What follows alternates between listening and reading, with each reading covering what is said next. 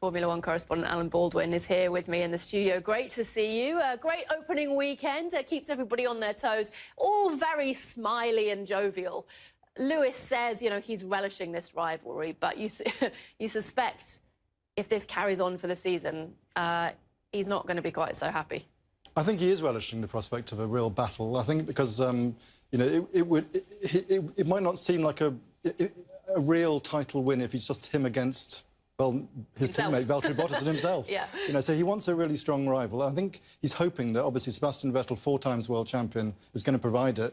And you said in your intro, Ferrari are back in business. They look like they're back in business. Vettel has got the best possible start to a season he could have, and Ferrari have got the pressure off their back, which, you know, this is a very emotional team. It's an Italian team that they, you know, they want to keep a lid on the passion as much as possible within the factory. But to start the season with a win, you know, it just takes... I mean, Sergio Marchionne, the chairman, his reaction immediately after the race, "It's about time," he said in a statement. Yeah, it's been some seriously tough times for Ferrari in recent times, hasn't it? People questioning whether their future in Formula One, whether they were ever going to get back to the top. Yeah. And it could have, you know, gone terribly wrong after building up such high expectations in pre-season testing. Fastest car, fastest lap times. You get to Australia, there's a lot of Italians in Melbourne, and they were there supporting. You know, and to have the Ferrari not challenging, or let alone winning, you know, would have been a huge disappointment for Ferrari and Ferrari fans around the world. So, best possible start for them, really.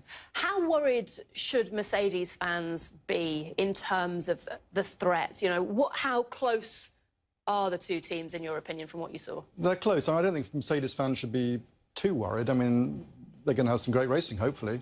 Don't forget, Mercedes have won 51 out of 60 races in the last 3 and a bit years. And there's every sign that Lewis and Valtteri Bottas will be very competitive, 2nd and 3rd in the race. I think Lewis was perhaps being a little bit looking back at last year, thinking, I need to bank solid points at the beginning. I think he's quite confident himself, really. Who do you see as the better driver? Sebastian Vettel has his 4 world titles. Lewis Hamilton has 3. But we know that drivers traditionally dominate when they have the best cars. If you were to put the two of them head-to-head, who would come out in top, in your opinion? I think it's really difficult to tell. They're such different characters. One's really very private, the other's really very public. You know, one is, you know, he's won more races than any other driver apart from Michael Schumacher. You know, Sebastian Vettel is 10 behind, he could well catch up. But they're different types, and they appeal to different people. I think Lewis has got a huge public following. I think Ferrari have got a huge public following, not necessarily Vettel. In terms of, you know, we were talking about a new season, a new era.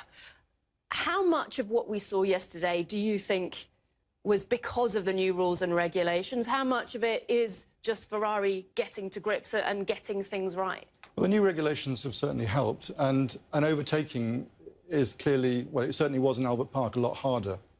It's never been a great track for overtaking. We'll see what happens at the next one. But there is a worry that the new regulations have made overtaking more difficult. And we certainly saw that Lewis, once he was behind Max Verstappen, he couldn't get past, and that allowed Vettel to come out of the pits ahead of him, and that was really game over.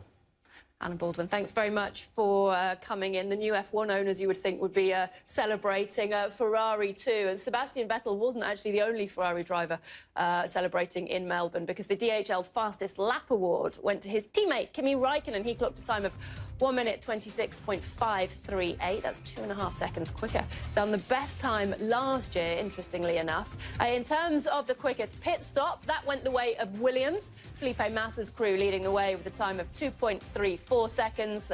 Bring on the next race in China in 2 weeks' time.